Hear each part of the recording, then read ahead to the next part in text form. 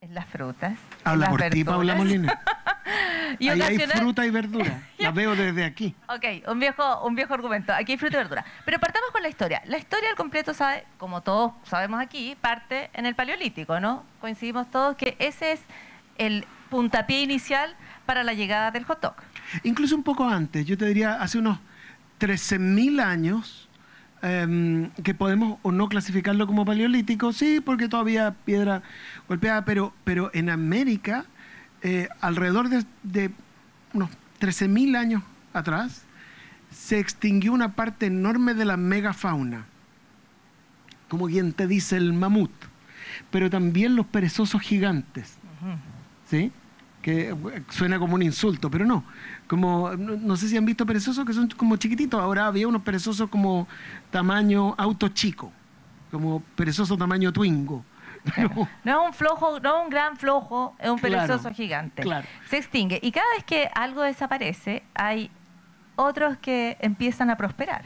claro, pero cuando una cosa se extingue todo ahí. Esto suena muy, muy terrible. Es como cuando termina una relación y termina un montón de cosas con eso.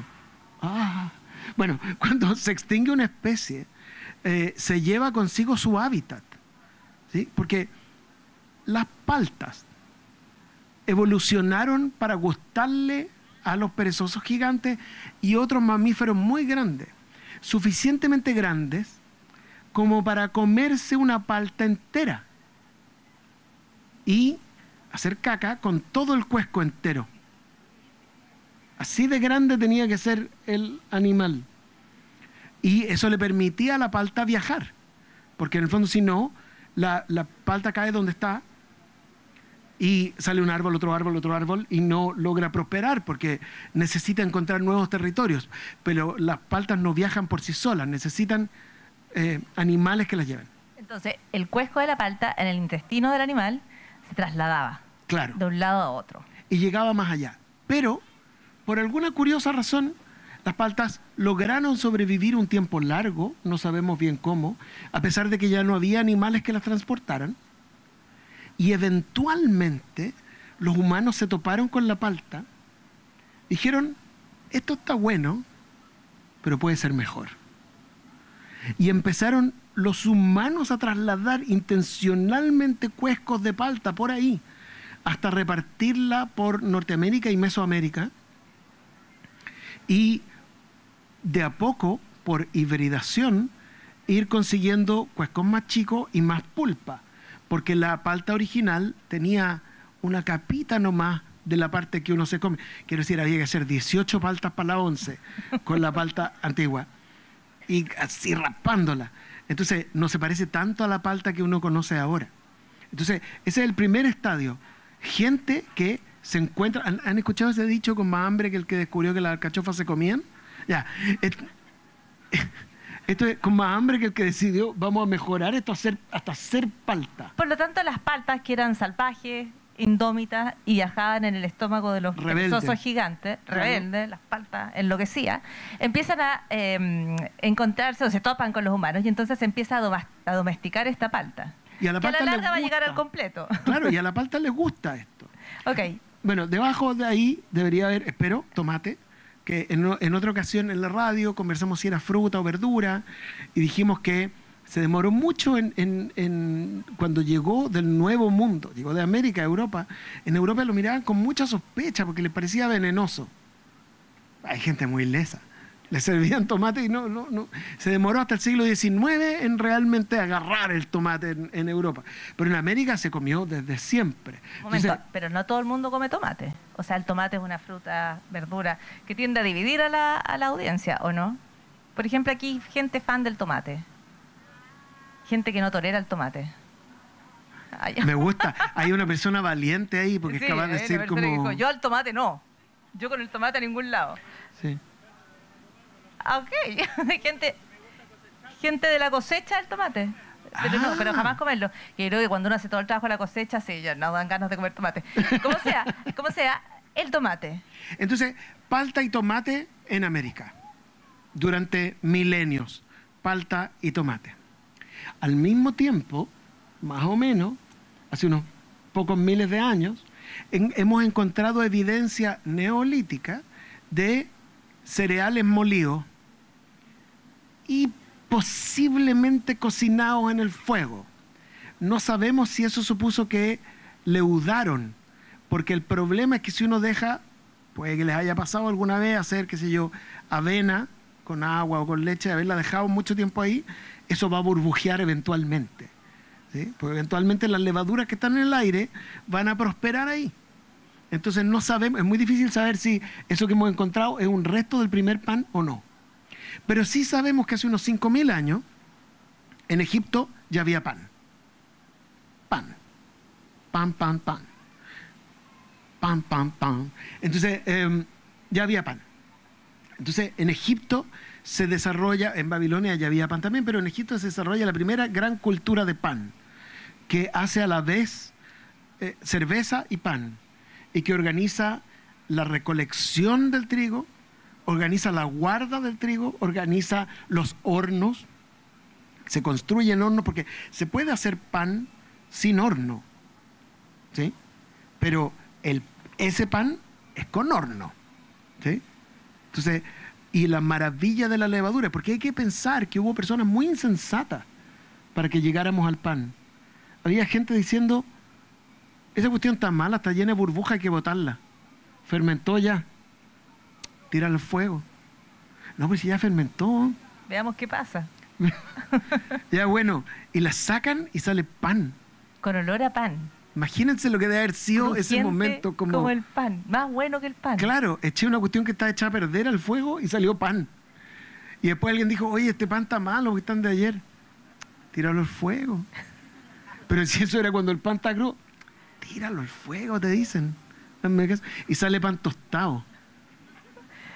Y ahí ya era la locura. Eso ya era, claro. Pero te imaginas toda la gente que ha tratado de repetir la gracia, oye, este pan tostado no está bueno, tíralo al fuego de nuevo. No, ya no resulta. Y de la cultura egipcia mucho se habla de las pirámides, mucho se habla de las grandes construcciones, pero aquí que esta gente tenía pan y cerveza. Y con pan y cerveza se hacen las pirámides, pues si no, ¿cómo? Y ustedes dicen, ¿y por qué andaban de lado? Porque en el otro lado tenían el pan y la cerveza. Bueno, entonces, pan y cerveza, como quien dice pan y circo.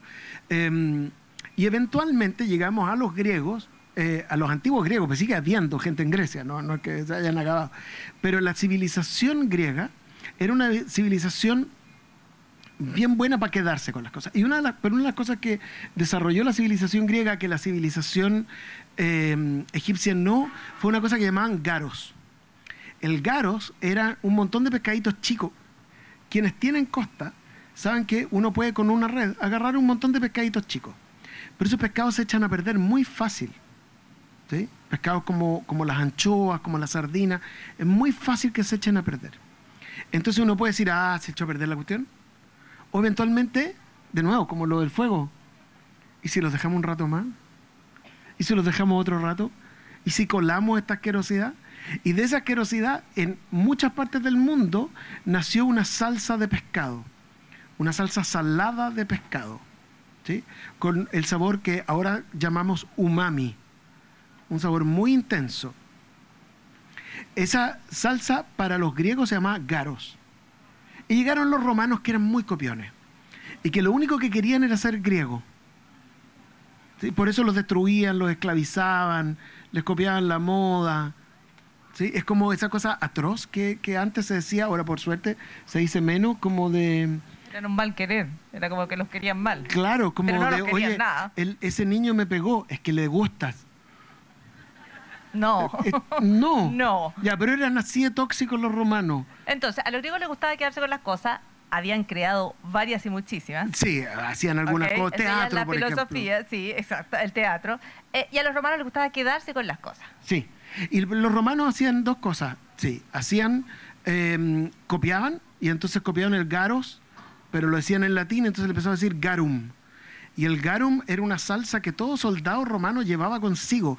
Era parte de la ración que les daban, ¿sí? Había que, si uno era soldado en Roma, te tocaba un poquito de garum, porque era como que no te toque, sino como que no te toquen condimentos. Entonces garum, te tocaba. Y para eso se hacían fábricas, porque era una escala industrial la del Imperio Romano. Y lo otro que tenían los romanos es que mezclaban el mosto, o sea, el vino joven, ¿sí? Vino recién hecho, porque no se añejaba el vino en esa época, con semillas de mostaza molida, porque donde hay humanos nos gusta moler semillas de mostaza y comérnoslas. ¿Sí? Las comemos a los mordiscos o las molemos primero y las mezclamos con algún ácido, como en este caso el mosto. Y ese es el antecedente directo de la mostaza que comemos nosotros. Ok, o sea que hasta ahora, para llegar a ese completo, hemos pasado por Egipto, Roma, Grecia, 3 civilizaciones, por lo menos. Y las civilizaciones americanas. Y las civilizaciones americanas. Tenemos paltas salvajes adomesticadas, tenemos el tomate, que los europeos ya se convencieron de que se lo pueden comer y que no es venenoso. Tenemos el pan. Tenemos el pan y tenemos la mostaza. Y también tenemos en casi todas las civilizaciones, agarramos las crucíferas, que son un tipo de planta al que pertenece la mostaza, pero también el repollo. Y es terrible porque son plantas que han luchado contra los bichos durante millones de años, literalmente. Entonces, las semillas de mostaza son pungentes, no son exactamente picantes, son pungentes. Esa cosa es que se siente más en la nariz que el picante que se siente en la lengua del ají. Para combatir a los bichos, porque los bichos dicen, no, esta mejor no me la como, porque, ¿ya? Y los humanos como, más, como, me duele, quiero más. Esto son puras relaciones tóxicas. Absolutamente, absolutamente. Y agarramos también el repollo, que ha diseñado también su propia estrategia de protección. Decimos, no, lo voy a cortar finito y lo voy a fermentar. Y lo voy a fermentar porque sobre todo en lugares en los que hay mucha variación estacional, y hace mucho frío y hay muy poca luz, es muy difícil conseguir vitamina C en los meses de invierno. Y el fermento del repollo, en kimchi, por ejemplo, en Corea, pero también el sauerkraut o chucrut. El chucrut es una gran forma, no el chucrut que viene industrial, que en general es producto de agarrar repollo y sumergirlo en vinagre, sino el que fermenta por sí mismo. Solo repollo, sal y tiempo. Y levaduras. Pero toda esta historia me habla a mí también de ese esfuerzo constante, esa curiosidad permanente que tenemos las personas, ¿no es cierto? Voy a tomar esto y lo voy a pelar, y después lo voy a picar, después lo voy a moler, después lo voy a dejar esperar, después lo voy a sacar, después lo voy a tener al horno, luego lo voy a sacar. ¿Qué es lo que básicamente hacen todas las mujeres que están aquí todos los días, ¿no? De la mañana a la noche? Y eso es un esfuerzo humano, es una cuestión que nos acompaña siempre. Ese preguntarnos, ¿y si lo muelo? ¿Y si pico? ¿Y si corto? ¿Y si planto? ¿Y si cosecho? ¿Y si horneo? ¿Y si enfrío? ¿Y si fermento? ¿Y si congelo? Y toda esa como constante actividad humana, que no es solo como de torturar a las plantas, como dice Kalapsky, como de apretar el repollo hasta que de aquí salga algo, o machacar esta mostaza hasta que me dé esta sensación de picor. Habla de un trabajo que es siempre creativo y que yo creo siempre requiere un poco de amor. Uno nunca hace todo ese trabajo si no es para otra persona. O incluso para ti, el amor Habla a por ti, Paula Molina. Mientras tanto, y hablo por la gente. Mientras las mujeres están cortando, picando, fermentando, enfriando, metiendo al horno, los hombres estamos preguntando, ¿pero por qué todavía no está listo el almuerzo? Bueno, entonces, casi todas las culturas también han desarrollado formas de preservar la carne de los animales, porque la carne se echa a perder muy rápido. Ya estamos llegando al centro del completo. Esta historia era solo de los agregados. Y muchas culturas han encontrado que hay partes que es más fácil comerse por sí sola. Entonces, si uno mata un jabalí o un chancho, que son bastante parecidos, uno dice, pucha, este pedazo como del lomo, lo tiro al fuego y ya. Pero el raspado, ¿sí? Porque separo el lomo del hueso, pero en el hueso siempre queda un poquito, ¿sí? Y estos pedacitos como del hocico, ¿cómo aprovecho todo esto? Los mezclo con condimentos, ¿por qué? Porque es más rico, ¿sí? Eso como preservantes no. Sirven un poco como preservantes, pero sobre todo sirven porque son más ricos. Y los meto adentro de una tripa, porque las tripas son muy útiles. Y con eso tengo una salchicha. Los embutidos tienen una enorme variación local. Vamos a dar un salto, más o menos, hasta el medioevo, donde ya se han desarrollado un montón de tradiciones de embutidos locales, que todavía seguimos consumiendo, qué sé yo, la mortadela italiana, el fuet catalán, seguimos como... Y cuando la gente dice, es que eso es procesado, no sé si han visto hay como un TikTok de eso es procesado, Por supuesto que es procesado. Los chanchos no vienen así. Los chanchos no vienen como en bloques de 5 kilos con forma de paralelepípedo. Como... Por suerte, serían chanchos muy raros. ¿Sí? Hay que procesarlos, hay que trabajar. Entonces, en el medioevo se desarrollan una serie de técnicas locales de preservación de comida. Pero al mismo tiempo, en el medioevo europeo, se había perdido la tradición del garum. ¿Se acuerdan del garum? La salsa. Porque el garum dependía de las fábricas del nivel industrial romano. O sea, cuando cae el Imperio Romano, desaparece un poco el garum, quedan los pueblos costeros nomás.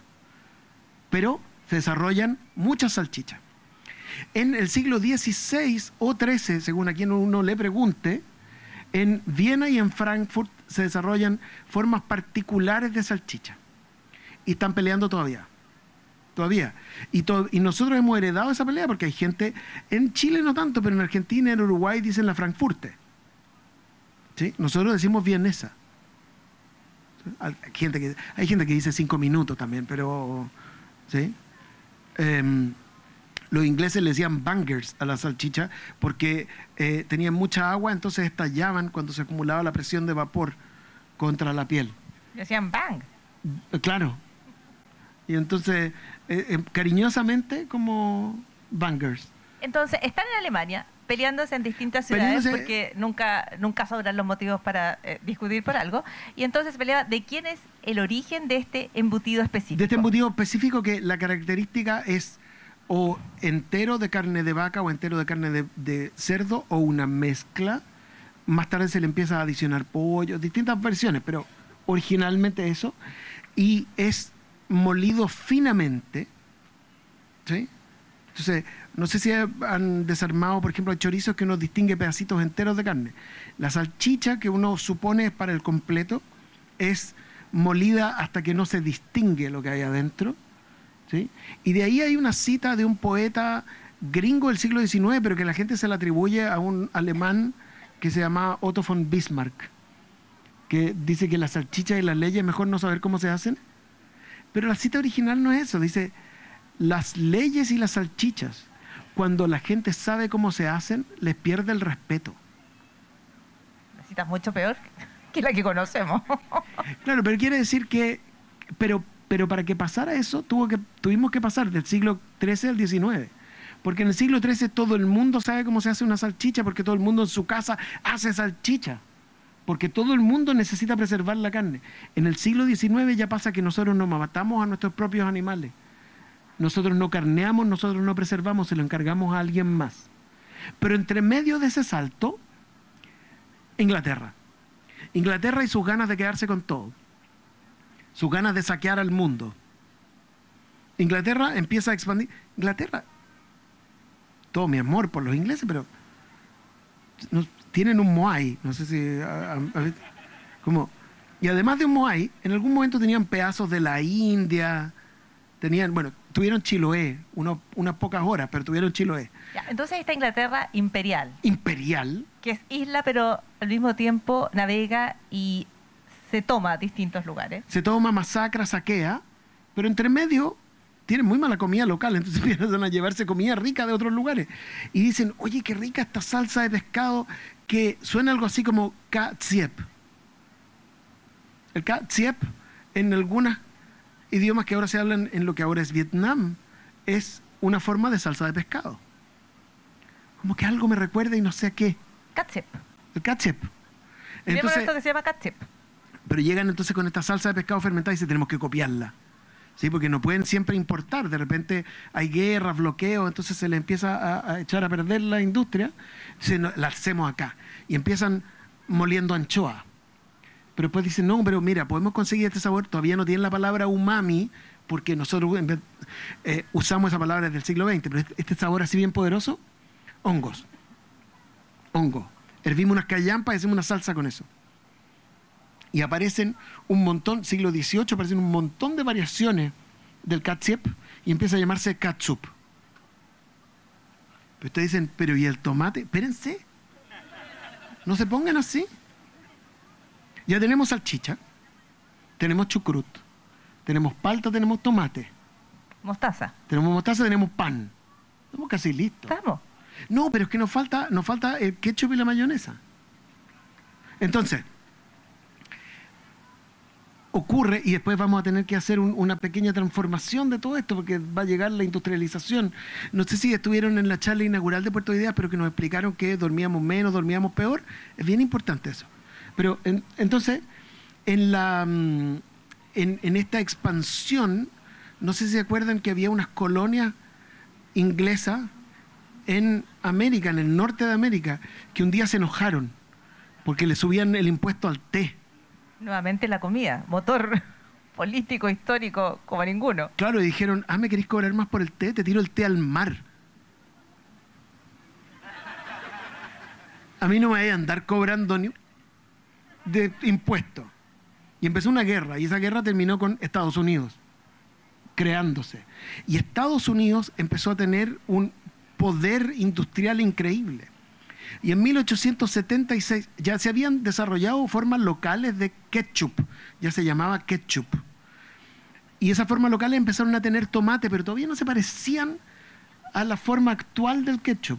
Tenían tomate porque el tomate maduro es muy umami, igual que las callampas, igual que el pescado fermentado, las anchoas. Pero en 1876 un señor de apellido Heinz dice, a este tomate para que dure más tiempo, porque yo quiero venderlo en botella, para que no se eche a perder, le voy a agregar vinagre. Tomate, vinagre, sal y azúcar. Ese es el sabor del ketchup. Y eso lo inventó el señor Heinz, esa combinación. Y esa cosa espesa, esa desesperación porque la botella de ketchup no sale la porquería, eso es un invento de 1876. Y ahí toma forma casi el completo. Exactamente. O sea, tenemos un montón de elementos que se han creado, que se han desarrollado y que ahora se van a empezar a mover desde Europa hacia Estados Unidos. Porque Claro. tienen que llegar. Tiene que llegar la mostaza y tiene que modificarse un poco. Esta mostaza que se viene comiendo desde Egipto y anteriormente, tiene que llegar a Estados Unidos. La mostaza la lleva Benjamin Franklin, que todo lo lleva, va a Inglaterra y dice, hay una cuestión increíble, va a Francia y dice, voy a traer mostaza. Llega la mostaza a Estados Unidos, tenemos el ketchup, tenemos las salchichas, pero todo esto va a viajar de la mano de ya no los osos perezosos en sus estómagos, sino que va a viajar en la mente de las personas, en las ideas de las personas. Entonces, cuando hay familias que se tienen que venir de Europa hacia América y van a llegar a Estados Unidos, ellas van a traer una maleta, las pocas cosas que les caben en los barcos, a lo mejor, donde van a llegar a hacer una nueva vida a Estados Unidos, y traen también sus costumbres, las cosas que les gusta comer, las cosas que conocen. Entonces, cuando llega gente de Alemania, ¿qué trae Andrés Kalapsky? Traen un montón de salchicha y hambre. Y traen recetas de salchicha. Y también traen una cosa que pasa cada tanto. Llega gente nueva y llega hablando raro. Y esta gente nueva que llega hablando raro, que nos produce una cierta desconfianza, porque todo se pone junto en unos barrios, porque son los barrios los que pueden vivir, porque no les alcanza para otros. Raro. Pero igual la comida está rica. Y entonces empiezan a vender comida rica muy barata. Para ellos mismos, pero también para las otras personas, porque es comida de subsistencia. Y entonces empieza a pasar que la gente muy pituca en Estados Unidos, los más pitucos de los pitucos, los chiquillos que estudiaban en Yale, que es una universidad prestigiosa, pero sobre todo muy elegante, ¿sí? Fina y elegante, como la canción de Daddy Yankee. En Yale empiezan a decir, yo creo que las salchichas que hacen esto, que hablan raro, ¿sí? Porque encontraban que los alemanes, y cuando dicen alemanes quieren decir alemanes, austríacos, austrohúngaros, húngaros, judíos ashkenazí, alemanes, ¿sí? Estos alemanes que hablan raro, yo creo que estas cuestiones las hacen con perro. Pero igual tan ricas. Igual me las como. Y le empiezan a decir, porque son ricas, pero están hechas de perro, le empiezan a decir hot dog. Y se vuelve una comida increíblemente popular. Sobre todo después de la Guerra Civil Norteamericana, en que empiezan a pasar dos cosas. Aparecen máquinas nuevas, por ejemplo, máquinas para picar carne, y aparecen también los ferrocarriles que atraviesan todo Estados Unidos. ¿Y qué es lo que hacen los ferrocarriles? Llevan la carne ya procesada. En Chicago hay mataderos gigantescos y por ferrocarril se lleva la carne, por ejemplo, a Nueva York. Pero ¿qué hacemos con todas estas sobras? Ahora tenemos estas máquinas que pueden en nivel industrial fabricar estas salchichas, ¿sí? Con los restitos. Y aquí tenemos que hacer una pausa, porque empiezan a funcionar estos lugares donde se va a poder procesar ya toda la carne. Se empiezan a desarrollar estos grandes mataderos, porque hay una población que va a consumir. Pero hay quienes empiezan a observar o a tratar de entrar en el mundo de esos mataderos. ¿Qué es lo que pasa dentro? ¿Cómo trabaja la gente? ¿Cuáles son las condiciones de los trabajadores que están en ese lugar? Esa es la primera pregunta. Y parte un periodista que se llama Upton Sinclair y dice, yo quiero saber qué pasa exactamente adentro de los mataderos. ¿Cuáles los niveles sanitarios, los niveles de limpieza y las condiciones de quienes trabajan allí? Y lo que encuentra lo resume en un libro que se llama La jungla, porque era así de violento lo que él había observado en ese trabajo. Eso generó que durante un primer tiempo se hiciera una reforma respecto a las condiciones en las que tenían que trabajar las personas en cualquier lugar y también en un matadero, pero también respecto a la forma en que se iban a fabricar, por ejemplo, los embutidos y otros productos que venían de la carne. Y a partir de esas mejoras entonces se empezó a poder consumir con un poco más de confianza aquellos que eran los embutidos, porque la definición del embutido es que tú no ves que está allá adentro. Por lo tanto, requiere harta confianza comerse un embutido. O harta hambre. O harta hambre. Y lo ideal entonces es que esto venga de una manera que está garantizado para ti. Claro, y empieza a pasar también que esta empieza a ser una comida que venden las personas pobres y que es muy masiva porque para los que son dueños de la producción es muy fácil manejar los márgenes. ¿Por qué? Porque todas las salchichas pesan lo mismo, miden lo mismo, porque todos los panes miden lo mismo. Es la gracia del control industrial. Misma razón por la cual uno puede ver, por ejemplo, personas en Chile ahora que venden Super 8. ¿Sí? El Super 8 es siempre igual, siempre mide lo mismo, siempre pesa lo mismo. Entonces, yo que fabrico los Super 8 puedo decidir a cuánto los vendo y puedo controlar muy bien esos márgenes. ¿Sí? Entonces, por una parte, el Super 8 es otra cosa. Por una parte, el completo es este producto de todo este esfuerzo humano, de toda esta creatividad humana, de todas las transformaciones, y por otra parte, de estas grandes fuerzas de uniformización, ¿sí? Estas grandes estandarizaciones, también para protegernos, porque también para que sea un poco más limpio, un poco más seguro, pero también para que sea todo igual, para que sea todo parejo. Ahora, ¿por qué se vuelve tan popular? Porque era, entre otras cosas, una comida que podías comer caminando. No necesitabas las dos manos para comer un hot dog. Habla por ti, Paula Molina. Lo que pasa es que ya vamos a llegar al completo. Falta un puro ingrediente Le más. falta algo todavía, porque esto todavía es un mero hot dog que las personas van a comer en la calle, en Estados Unidos, y especialmente cuando van a una playa que se llama Coney Island. Y allí venden los hot dogs al paso, pelean por venderlos lo más barato posible. Hay grandes luchas comerciales, pero finalmente logra imponerse, popularizarse el hot dog. Faltan dos cositas. Una cosita es la mayonesa. Y la mayonesa es una controversia terrible. Yo no quisiera ser golpeado por los representantes de las distintas escuelas históricas de la mayonesa. Porque hay, por resumir, hay dos aproximaciones históricas. Una es que en algún momento, habiendo conquistado los franceses el puerto de Mahón en Menorca, una isla que ahora pertenece a España y que en ese momento también, pero la capturan los franceses, en la celebración hacen una salsa con yemas de huevo y aceite, y le ponen mahonesa. ¿Sí? La otra escuela es la escuela española, que dice, no, la mayonesa es española y los franceses se la robaron. ¿Sí? Porque aquí hay disputas de por qué me quitan lo que es mío.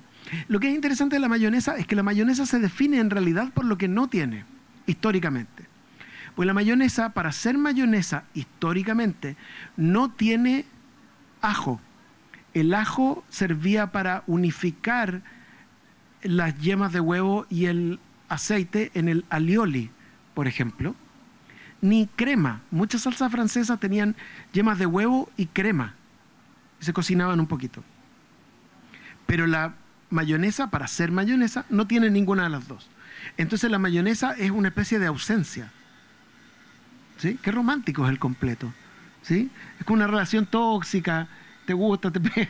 No encuentro nada romántico eso. Pero es como una ausencia, la mayonesa. Es una combinación de varias cosas. Ahora, una vez que tenemos mayonesa, ketchup, mostaza, salchicha, pan, ¿qué más? ¿Me faltó algo? Chucrut. ¿Por qué y cómo llega a Chile y por qué aquí, en vez de hot dog, se llama completo? Por dos razones.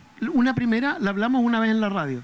La invención en el siglo XIX de la máquina, que es una fuente de soda, que le da el nombre a las fuentes de soda.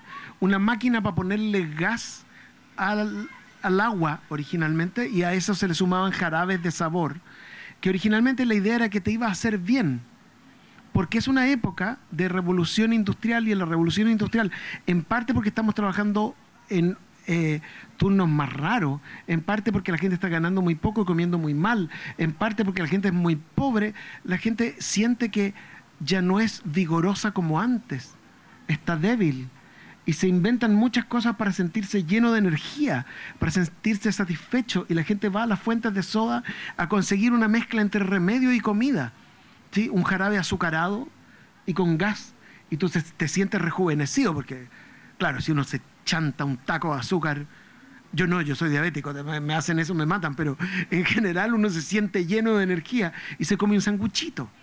Entonces aparecen las fuentes de soda, y las fuentes de soda también llegan al Chile industrial de fines del siglo XIX, principios del siglo XX. Y en las fuentes de soda la gente toma soda, sí, pero también se come un algo. Y hay un señor que se llama Eduardo Bahamondes, que tiene en el portal Fernández Concha un local que se llama Quick Lunch Bahamondes. En el centro de Santiago, rodeando la plaza de Armas. En su lado sur. El lado sur, portal Fernández Concha, Quick Lunch Bahamondes. En ese mismo lado estaba lo que se llamaba la esquina de la puñalada en esa época. Porque dar la puñalada significaba bolsear, pedir prestado, ¿sí? Pedir que te fíen, pedir que te conviden, dar la puñalada. Y los actores de esa época eran muy pobres, entonces se juntaban todos en la esquina de la puñalada a pedir. No como ahora los actores tenemos mucho dinero. Pero llegamos al portal Fernández Concha, y ahí está el señor Bahamondes. Y el señor Bahamondes dice, me gustó ese invento gringo, esa cuestión del hot dog, pero acá no se usaba mucho el ketchup, y con un poquito de mostaza se veía como pobre, y él quería que la gente se sintiera satisfecha, él quería que la gente se sintiera realizada, completa. Y entonces empieza a servir su hot dog con palta, con cebollita y perejil, con chucrut y mostaza, y dice, esto es más completo. Y se empieza a llamar completo. Y de ahí viene la tensión entre gente que dice el completo es el completo con chucrut, por ejemplo, y otra gente que dice, no, todo hot dog chileno es un completo. Tenemos esa confusión desde el origen. Desde 1920. Que es cuando llega... El señor Bahamondes instala su Quick Lunch y empieza a vender. Ahora, hay que decir que inmediatamente se empieza a vender un montón porque son completos. No son a media, no son a tres cuartos. No, es un completo. Y uno se come un completo y se siente completo. Entonces, falta un puro paso más, que es que eventualmente una familia italiana se hace cargo del Quick Lunch Bahamondes. Y por tontear, porque también eso está siempre presente en la comida, uno se pone a tontear con la comida. Así como cuando uno le dice a los niños no juegues con la comida, eso está muy mal, hay que jugar con la comida. Lo que pasa es que hay que comérsela también, ¿sí? Y hay que irse al colegio a tiempo y todo eso, pero hay que jugar con la comida. Y entonces por tontear, por hacerle un saludo a su patria, empiezan a ponerle a un completo, en vez de los ingredientes tradicionales del completo, no le ponen cebolla, no le ponen chucrut y le ponen solo tomate, palta y mayonesa. Esta mayonesa es más bien amarilla porque está coloreada, pero la mayonesa puede ser bastante blanca porque tiene bastante aire al batirla. Entonces, esa combinación se parece a la bandera italiana y dicen, esto es un completo italiano. Y eso es lo que uno se come todavía, con un poco de suerte. Y esa es la historia del completo. Es una historia de sorpresas, es una historia mucho más antigua de lo que uno piensa, es una historia que cruza fronteras, que trae ideas, que trae trabajo, y naturalmente la recomendación es a comer lo más sano posible, y de vez en cuando, y de cuando en vez, un completo. Y además, hay que decir que el completo, hay que respetar el amor que uno siente, porque es verdad, hay que comer sano, pero comer sano significa cada tanto también hacerse cariño. Y el completo tiene esta doble parte, que por una parte es industrial, es para todo el mundo igual, los panes son iguales, las salchichas son iguales, todas estas presiones para que sea idéntico, pero también es una forma en que uno expresa su individualidad, y uno dice suave a la mayo, y uno dice sin tomate, y uno dice con pura mostaza, porque uno es un purista, ¿sí? No, que me estoy cuidando, ¿sí? O uno dice con una salchicha vegana, por favor. Entonces, eso también es una forma de lo sano, una forma en la cual en estos espacios industriales en que se nos invita a ser todos iguales, nosotros expresamos la manera en la que somos distintos y aprender a respetar esa forma en la que somos distintos y no andarle haciendo bullying a la gente porque no come salchicha, ¿sí? O no andarle haciendo bullying a la gente porque no le gusta el tomate, como acabo de hacer yo hace un rato. Es una forma de practicar una sanidad interpersonal. Y con eso creo que estamos.